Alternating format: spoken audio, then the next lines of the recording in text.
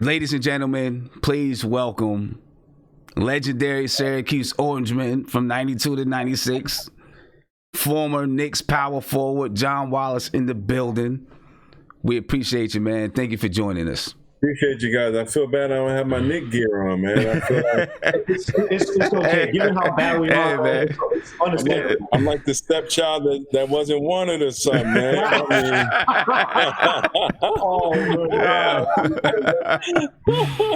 Hey, you know what? Before we even get into something, I got something I need to get off my chest. And I've had it on my chest since like 96. All right, please do. Yeah. You grew up in Rochester, right? From the Rock.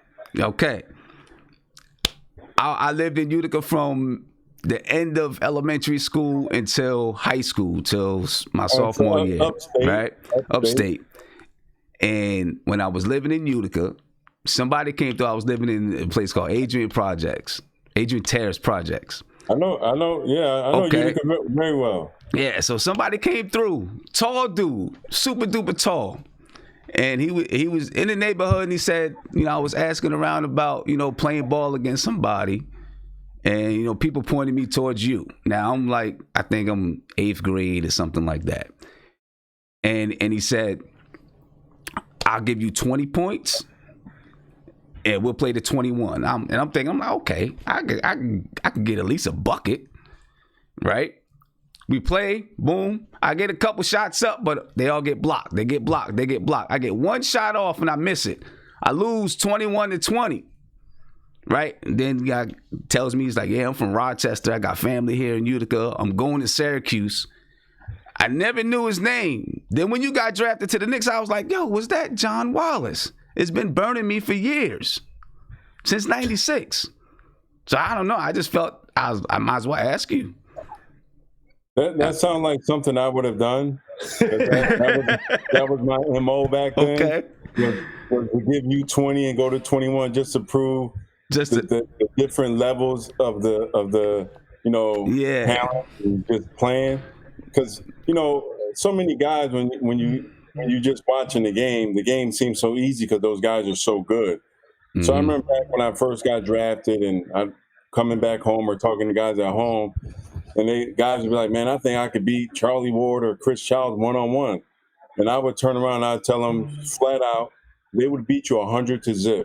Every day of the week and twice on Sunday. I mean, you just don't realize the levels. So I used to do things like that. Like that story you're talking about, I got a couple guys back home and tell you the very similar stories. Going to 30, giving them 29, whatever. Just to dig, a little deep, let them know, like, next time you see me, you're going to be like, man, he's nice. Right. Right. See, so I don't know. It might have been you. I'm going to say it was me. Right.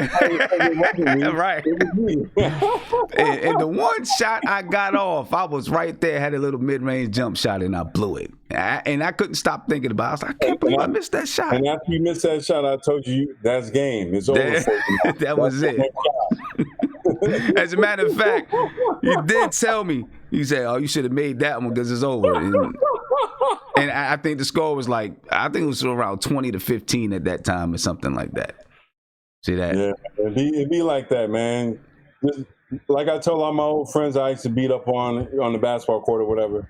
At least you lost to a eventual NBA guy. Like I could be telling this story, I didn't make the NBA. I'm a mechanic or something. You lost to the guy in high school. But you lost to the NBA guy. There you go.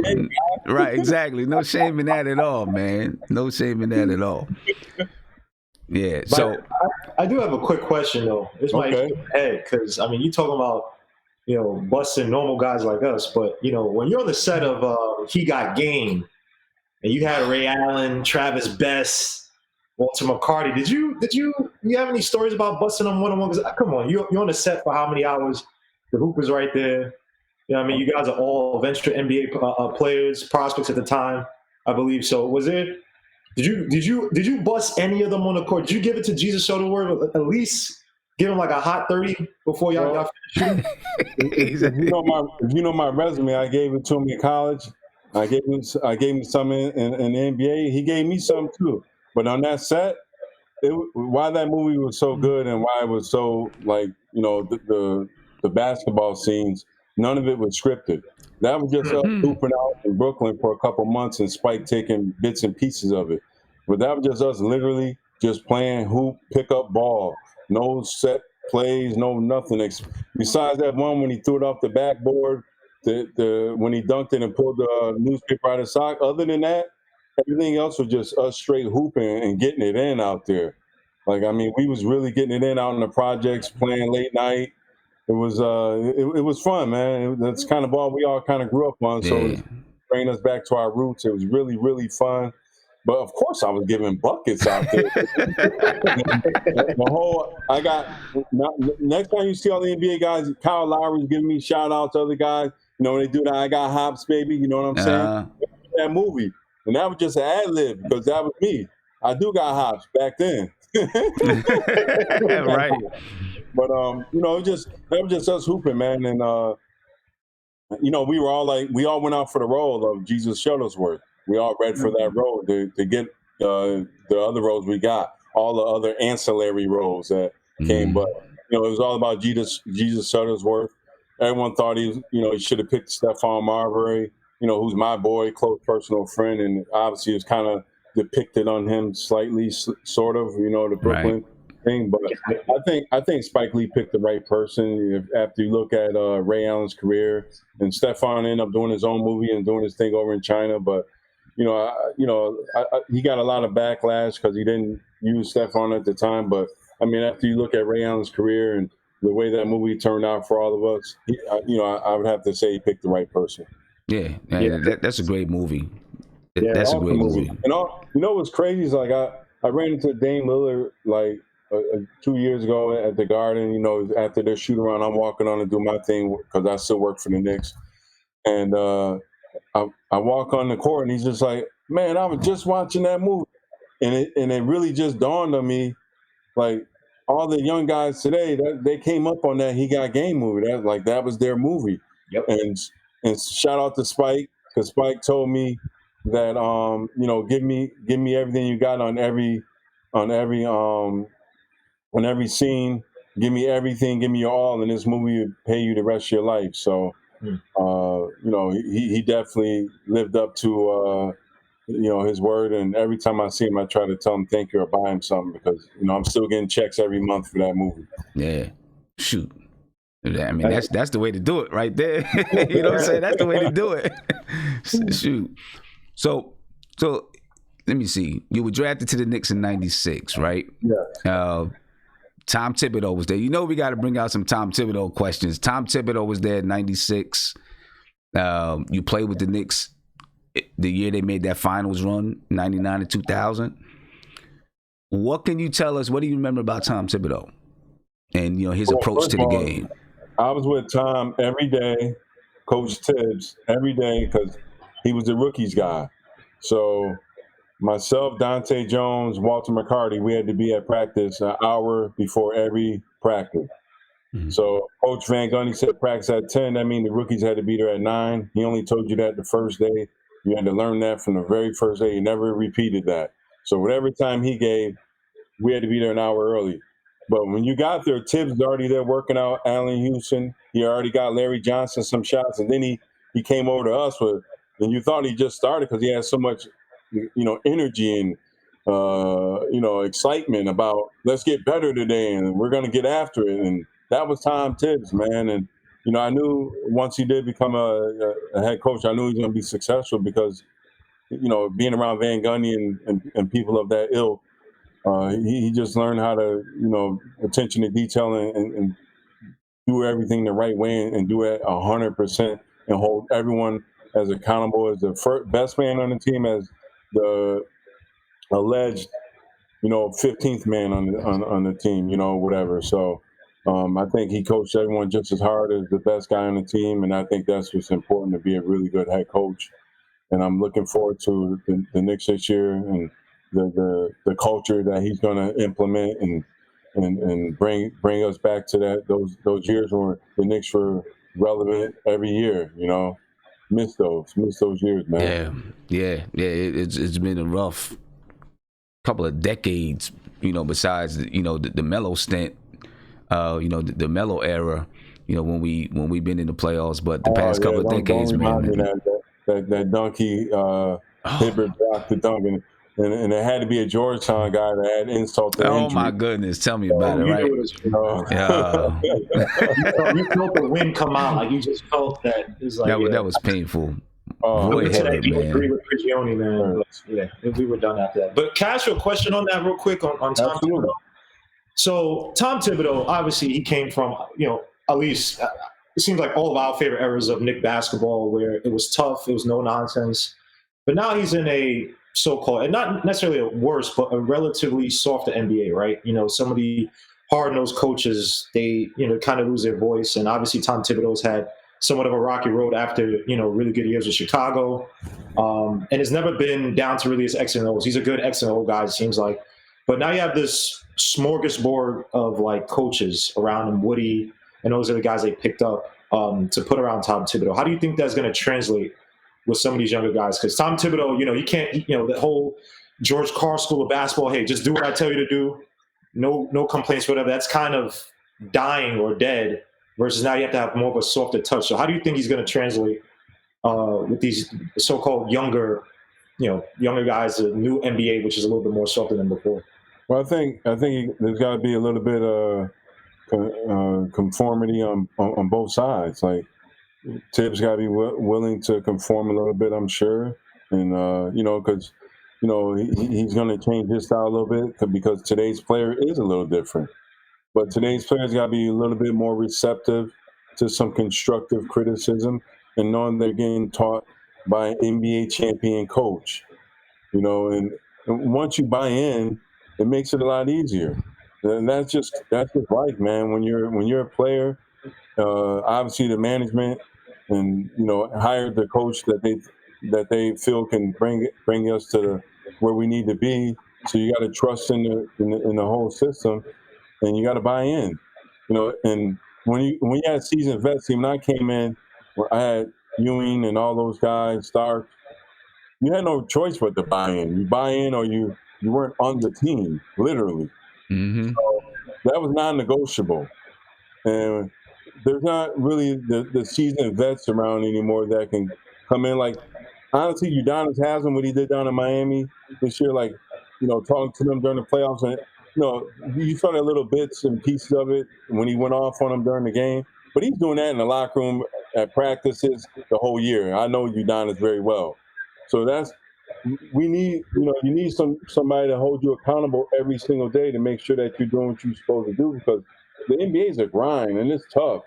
And the guys that come up and show up every day, that put on their hard hat and bring their lunch pail every day, those are the guys that have the long-term success. And, I like to think that during the Knick time when I was there, I came, I was in New York and I left and I came back. But all during that time, the Knicks were very, very relevant. And it was, Van Gundy built a certain culture that Tibbs was a part of. So he's a very successful, winning, positive culture. Because there's nothing better than winning. It's hard, but it's nothing better than winning.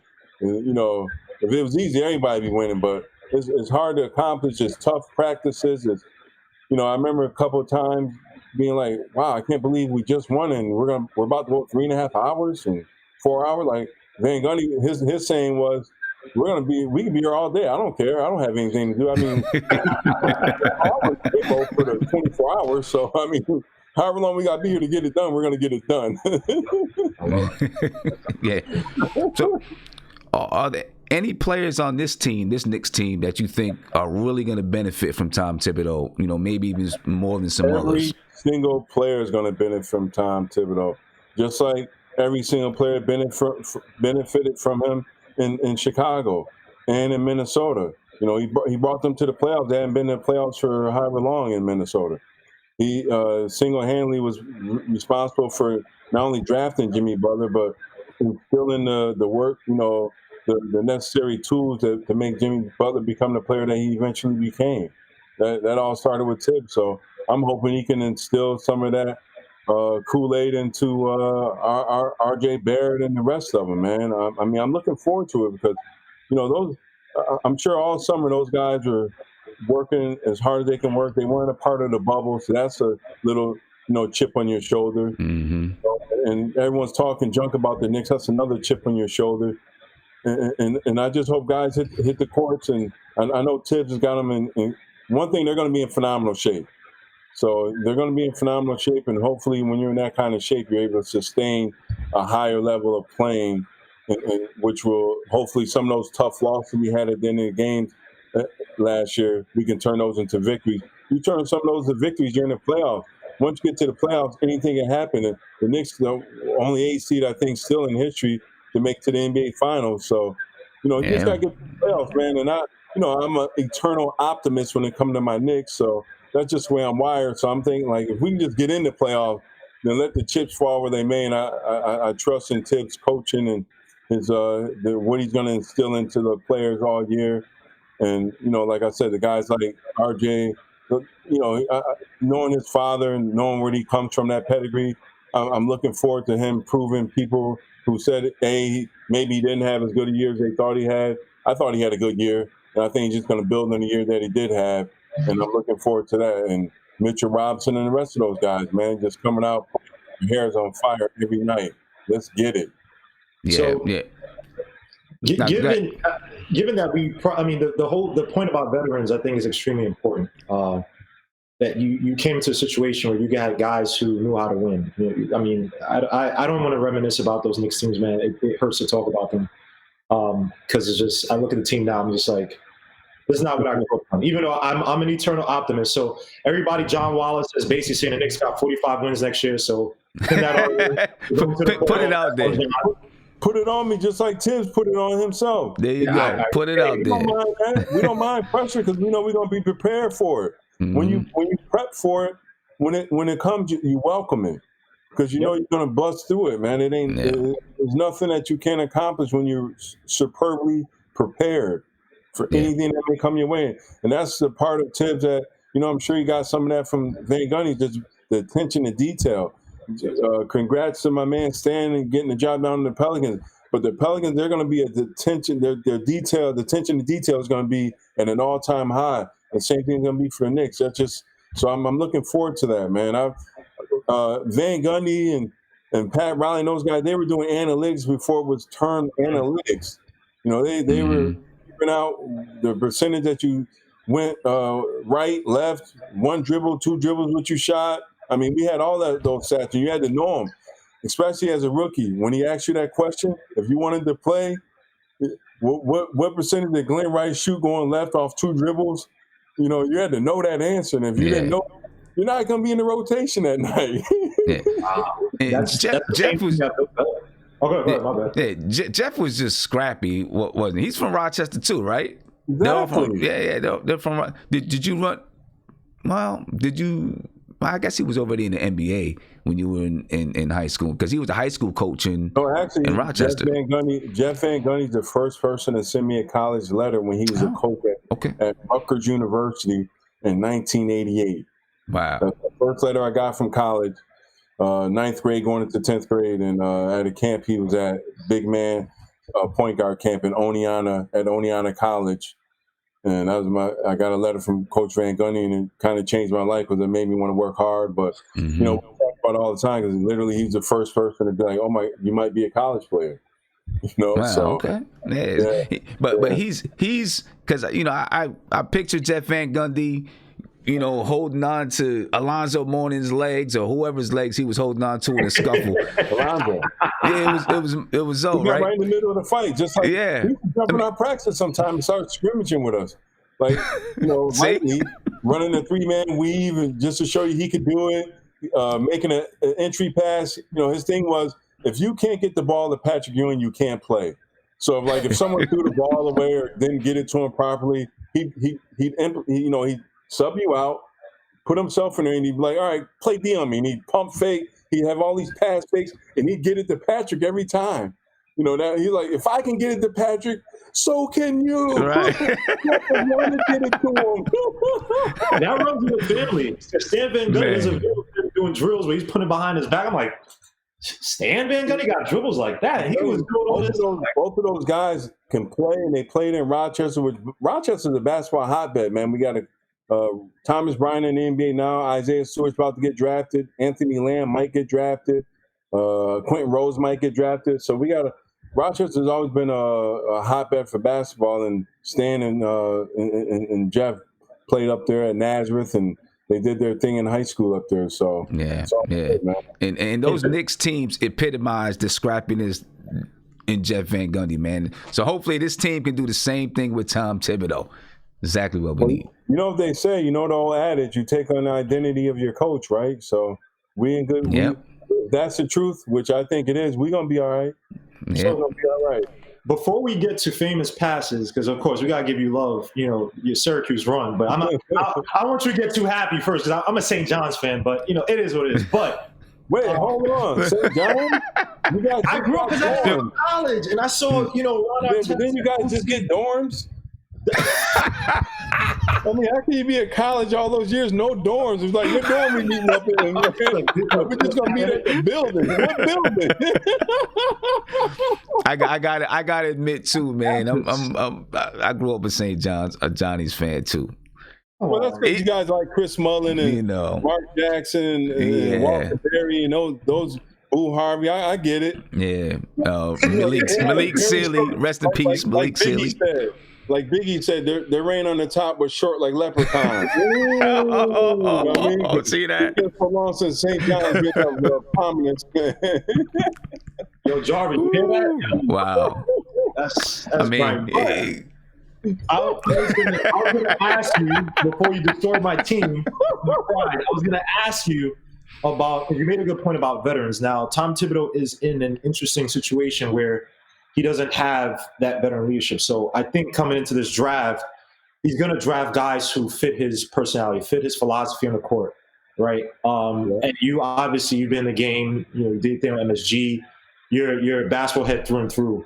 And again, this is also going to be on John's podcast as well. He's going to have all these tidbits on the podcast called Power Forward on Sportscaster. So, I know we didn't mention before, but appreciate the plug, baby. It's going to be Power Forward on Sportscaster. Go and visit, go subscribe, so you can hear all this. But next Tuesday, November 3rd, right?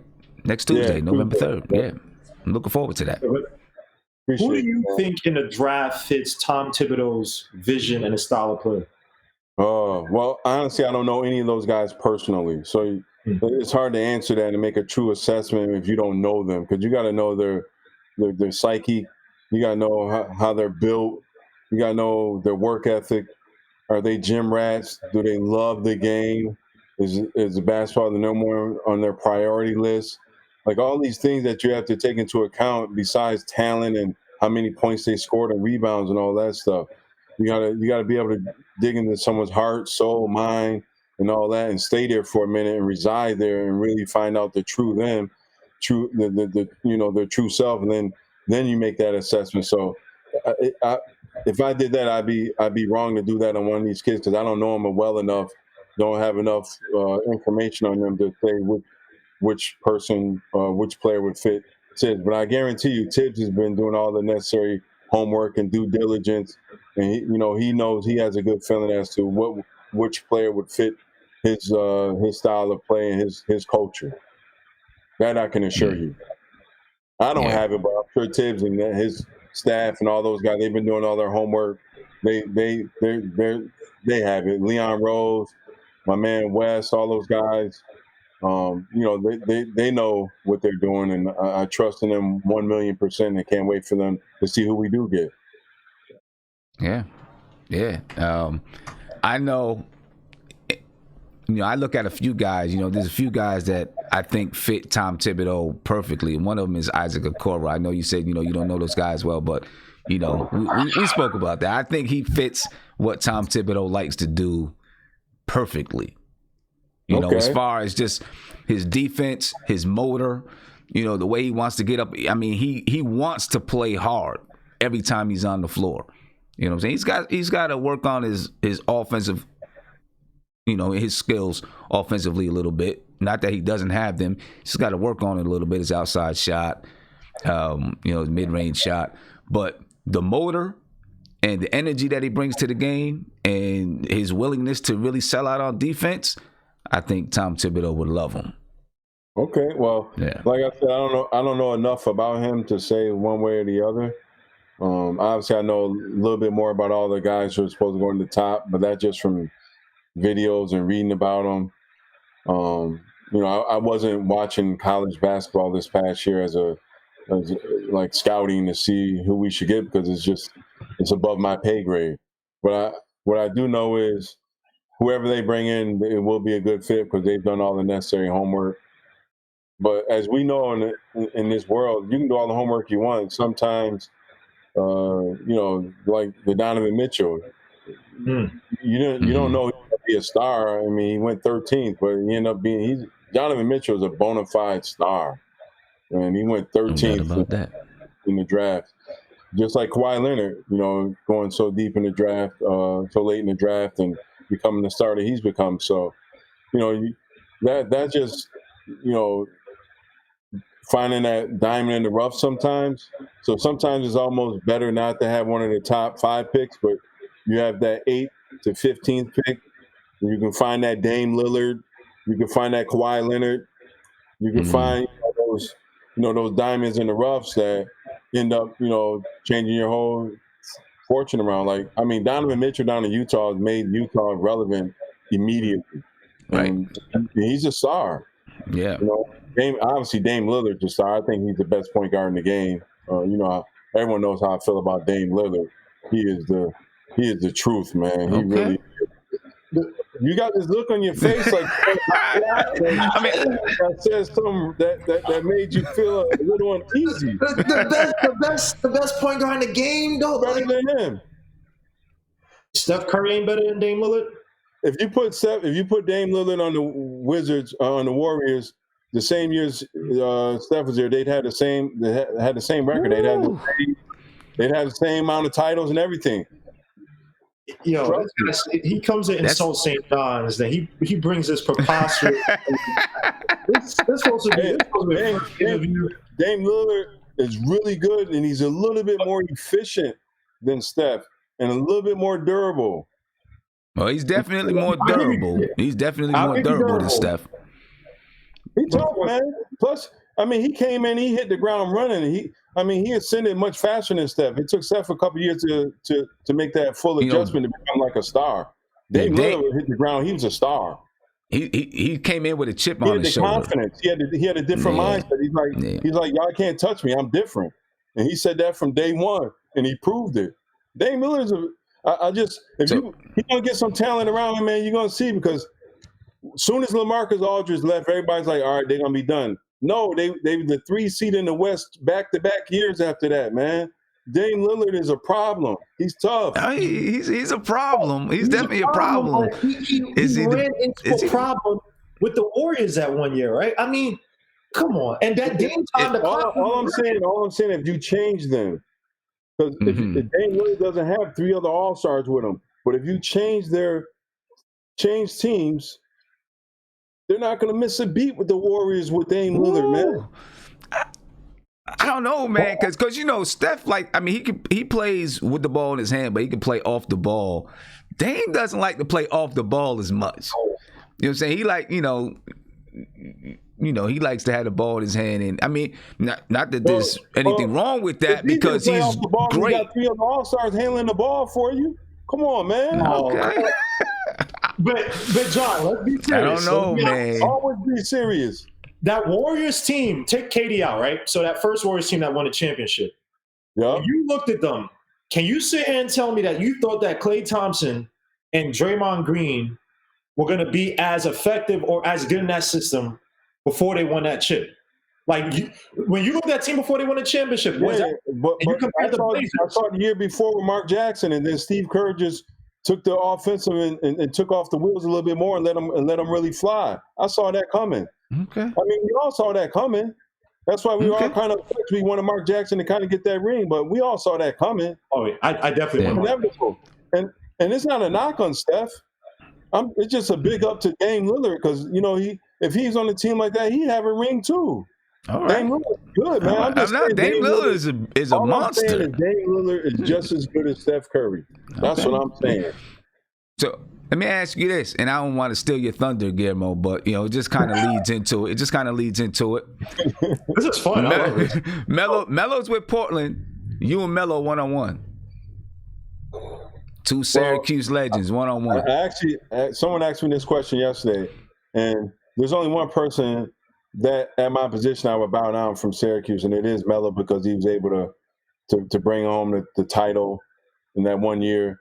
But when you compare us, the comparison is unfair, because you're comparing his one freshman year to my senior year, which was comparable numbers and all that. But I was a little bit more efficient because I was older and more mature. So of course I should be more efficient. I was 22 as opposed to when he was 18 playing. So that's the difference. But obviously he's better, and he has a better NBA career, and he's about to be a first ballot Hall of Famer. He'll be our second Syracuse player to enter the Hall of Fame with Dave Bing. So absolutely, man, it's Melo. But I would love that. I would love in my prime and his prime to be able. I love to see it. Because man, that was my favorite thing, playing 1-on-1 all day, every day. Yeah, I know. I guess I know from experience. I guess I know from experience.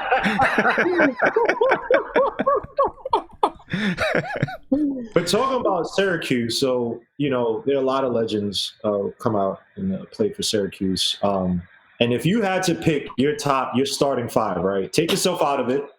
But if you had to coach a top five Syracuse team, who would that be? And I got to take myself out of it? Why would I take myself out of it? I am Syracuse. Okay, all right. Put yourself in there. You score all time. All right, John Wallace. I can't take myself out of it. So my point guard is going to be Pearl. And Pearl and Sherm, but it's Pearl because he just meant so much to everything up at the Cuse. R.I.P. Pearl. And at the 2 spot, because Lawrence Moe's the all-time scoring leader. Stevie Thompson was just phenomenal, electrifying. My man G-Mac put up some buckets and won a national championship. Yep. Mm-hmm. But I gotta go with Lawrence Moe, man. The scoring supreme, so that's my 2. And then at the 3 is Melo. I'm at the 4, and Derek Coleman at the 5, and I'll put that college team that's ever been assembled. That'd be a tough team to beat. That'd be a super tough team to beat. Whew. You got the clutch play, man. You got the scoring. Yeah. Forget about Derek Coleman. Derek Coleman was Derek Coleman was, my goodness. Derek was a problem. That dude was. Well, let's go back to Syracuse just to make you feel good. After you destroy St. John's, I'm going to give you, something. Well, I might as well destroy him. I destroyed him on the court. Might as well destroy him off the court. All right. Come on. We don't gotta, see that? Look, let's just have our 1 year, man. Ron, come on. All right. You got it. You get Syracuse. Yeah. All right. Come on. That's the only memories I had as a kid in college. Just like Brooklyn's like, you don't have any colleges, so I picked St. John's. But, you had that great run in '96. Obviously, you guys unfortunately fell to Kentucky, but you were balling out that year. And you got to take us through that play against Georgia. You know what I'm talking about, the out-of-bounds play.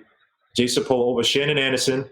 You know what I mean? Shannon Anderson just missed that ball. Those are my first love is football. So I was a quarterback. So that was like going back to my quarterback days, putting enough touch and arc on the ball to get it right over the defender's hand, but right into my Jay Sepul, hit him right in the shooting pocket so he can go right into his shot, man. And the first part of that was Coach Boeheim being smart enough to tell me that they could convince me to take the ball out because I wanted to take the shot, obviously. But he was like, "You're our best passer, best inbounder, and if we don't inbound the ball properly, it doesn't matter who gets a shot." So he had the wherewithal to convince me to take the ball out. He hit that shot, man. I just remember being so thankful and grateful for him hitting that shot because I knew we were going to win in overtime.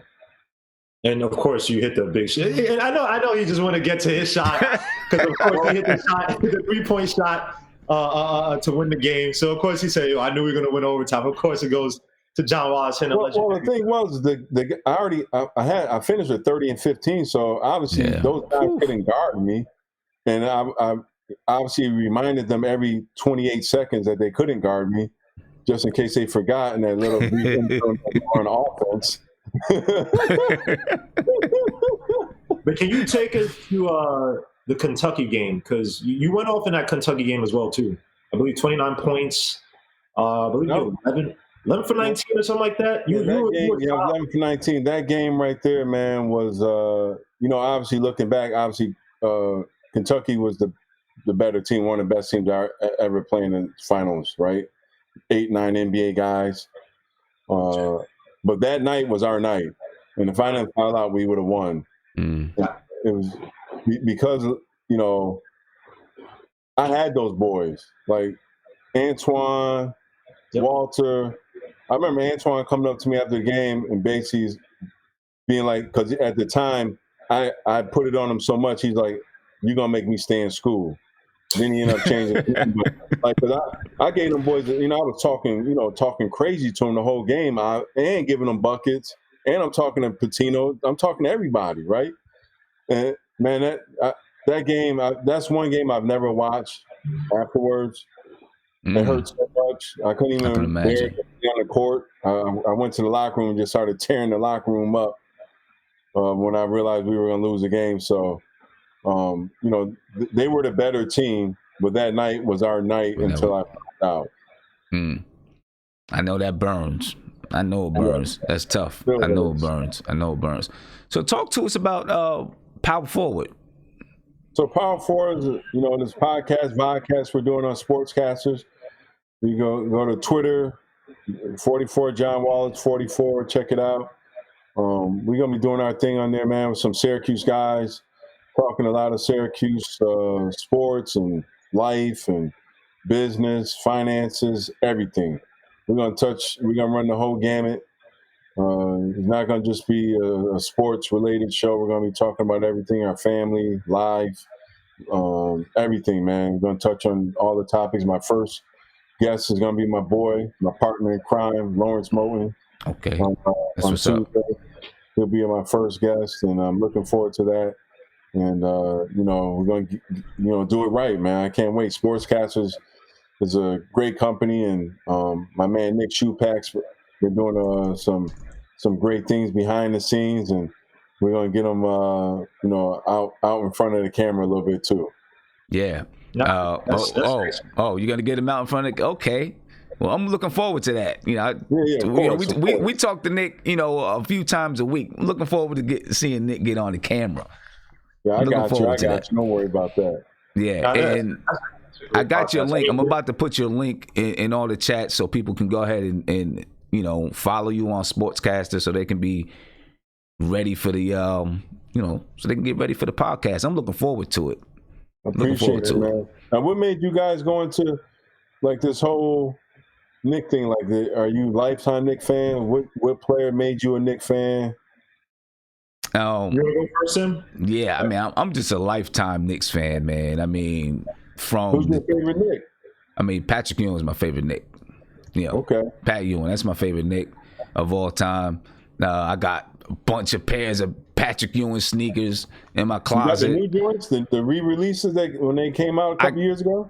I got some new re-releases. I don't have. I'm gonna order some though. Like they've been coming out with EPMD Ewings and Ewings with all the rap, with a bunch of rappers on it. AZ got a pair. So, I'm looking to, build my collection of those Ewings with. You gotta cop some of those. Yeah, my first basketball sneakers in 8th grade. First ones I ever had. Yeah. See. But yeah, I became a fan way back in 85, 86.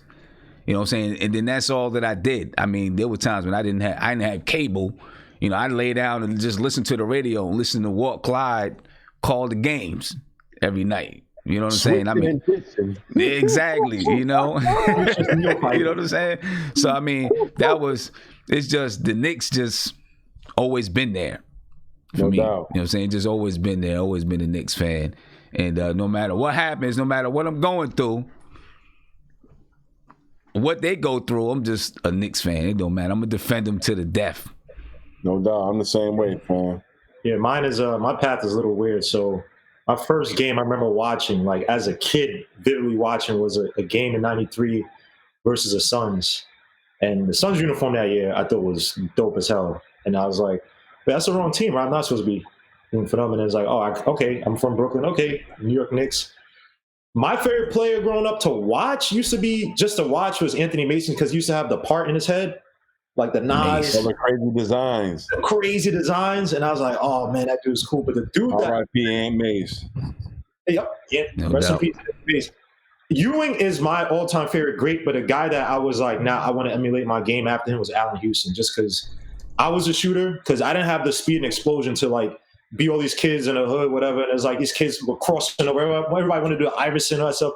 And like I tried, and I was like, yeah, I don't got dribble like that. But yeah, I can see that, Guillermo. I mean, you kind of blocky. I can see that. Yeah. Look, when I need to get better, man, I'm busting all y'all, man. John Wallace, if you want to see me, if you want to give me a point, you know what I mean? We could call any game, man. We could do it, man. But I don't know if you want to do that. Huh? I don't know if you can do that.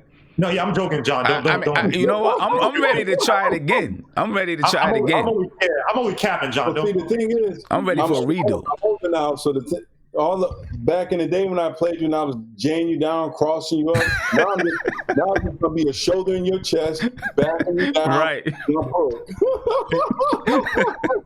know what's funny? Hey, John I'm ready for a rematch, though. That occurrence. Now he remembers it vividly. He remembers just so he can, right.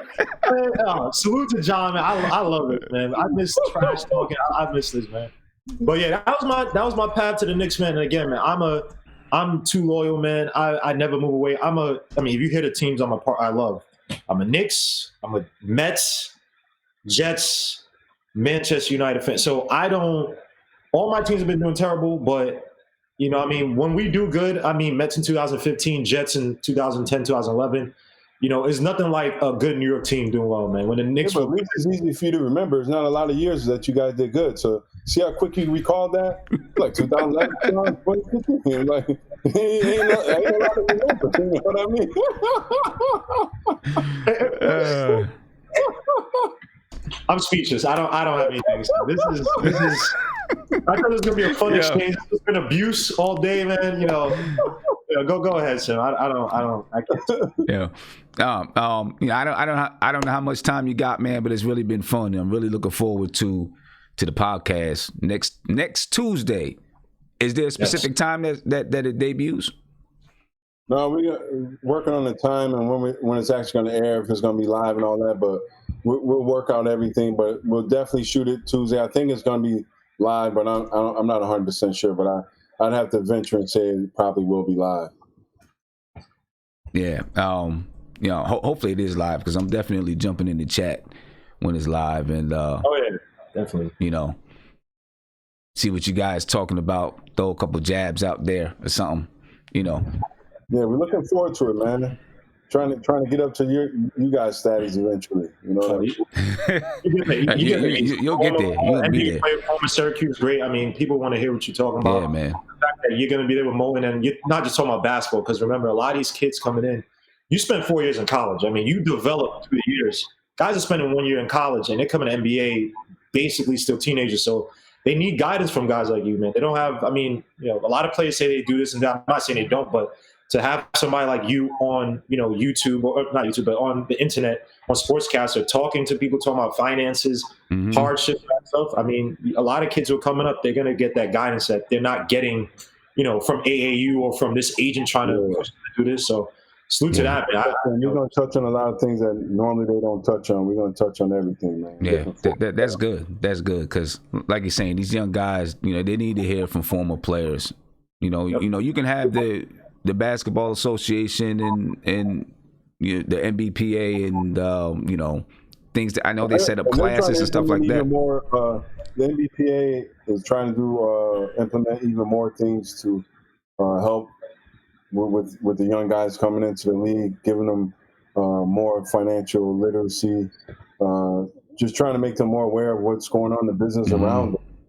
So they're not all getting taken advantage of, because in this world, when you get money too young, I don't care who you are, you don't know what to do with it yet.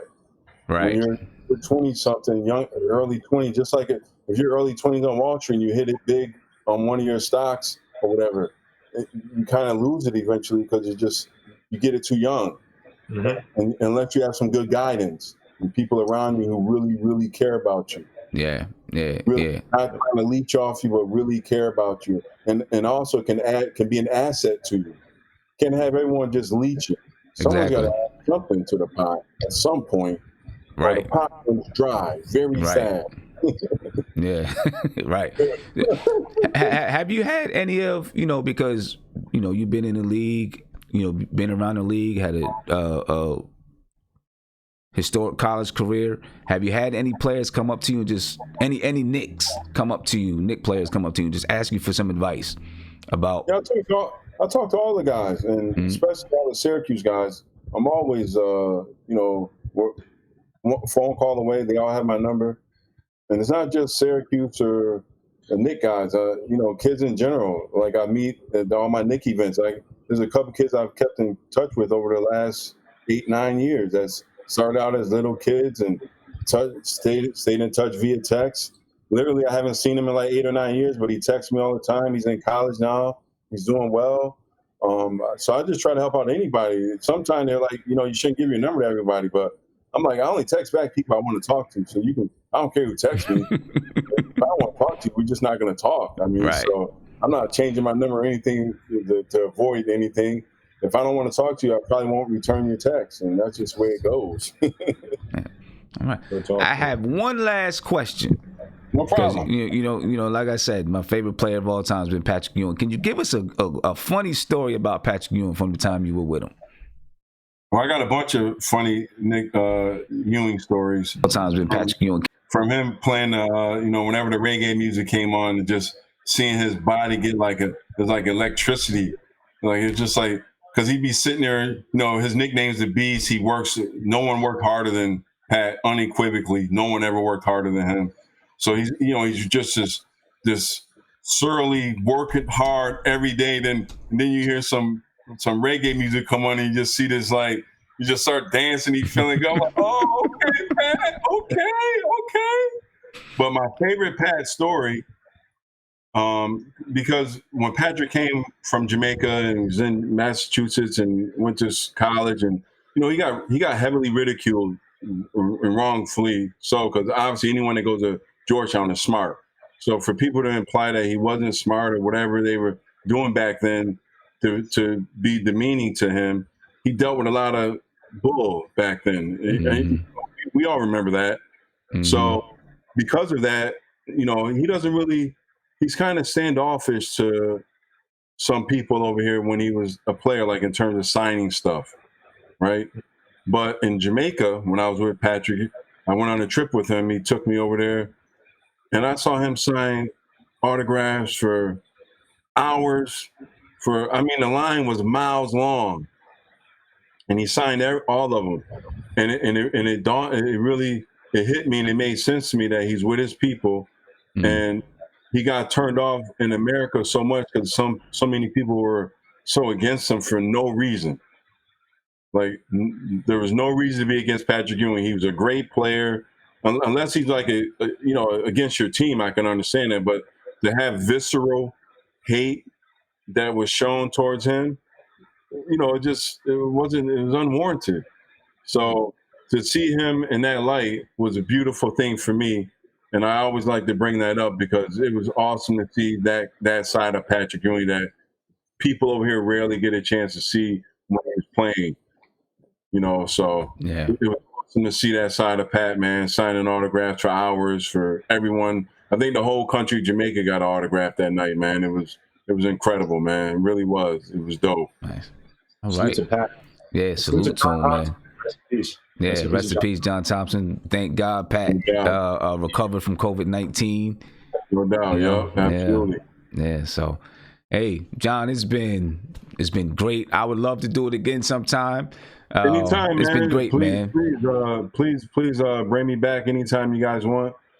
I hope you're not too upset with me, man. I was crushing.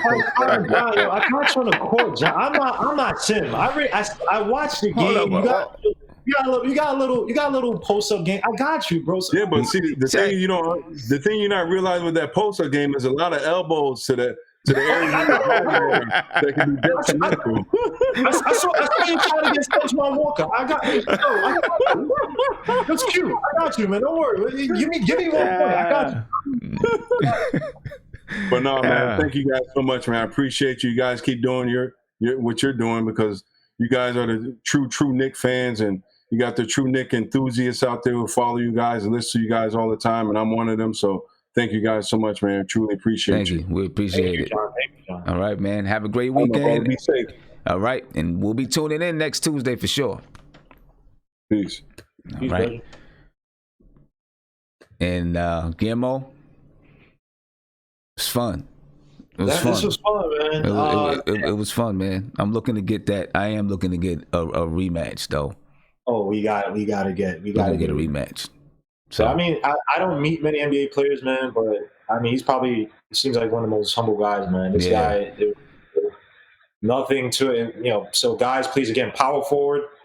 Literally, guys, go to a sportscaster, and not many times when we have access like this to players like this who are humble enough. Talk all his answers. Right. I'm not going to be asking anything crazy, but there's no fill or anything. So if we could pick his brain. I'd love to do it again, guys. But again, he has the Power Forward podcast, guys. Go to Sportscast. I'm gonna post the link again. It takes 2 seconds. You see the alerts. Let's go in there. Let's talk basketball with them. We talk basketball, life, that stuff. So exactly. Yeah. Go do it. I got it pinned at the top of my live chat. So go there and make sure that you click on the link, and it's also going to be in the description. So make sure you follow him on Sportscaster. Power Forward podcast comes out next Tuesday, November 3rd. Not sure what time yet, but if you follow it, you'll get the notification to your email. So there we go. Well, Guillermo, I appreciate it, man. It was fun. And looking forward. Hey, make sure you catch us next Tuesday night, as we do we got our SN Sportscaster News NBA podcast. So make sure you check us Tuesday night, 8 p.m., ladies and gentlemen. We're just gonna be talking about general NBA stuff. And Monday I'll have Knicks Weekly on Monday. So and again, guys, salute to everybody. Catch us on Tuesday, Thursdays. And yes, the 3BL as well too, because the Giants are going to get ransacked by the Bucks on Monday. So I can't wait. I can't wait because I can't wait because when that game is either we win or it's a close game, and I'm coming and I come on the show, I'm coming in guns blasting.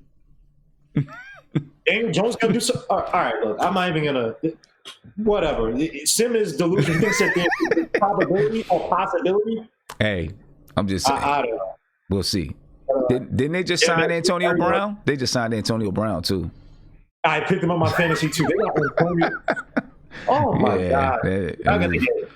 So maybe their chemistry will be a little bit off since they just signed Antonio Brown. Maybe the chemistry. Antonio Brown didn't have chemistry with Ben Roethlisberger, and he's probably one of the best receivers. You don't need. I'm just saying. If he, I'm assuming he's going to debut against the Giants.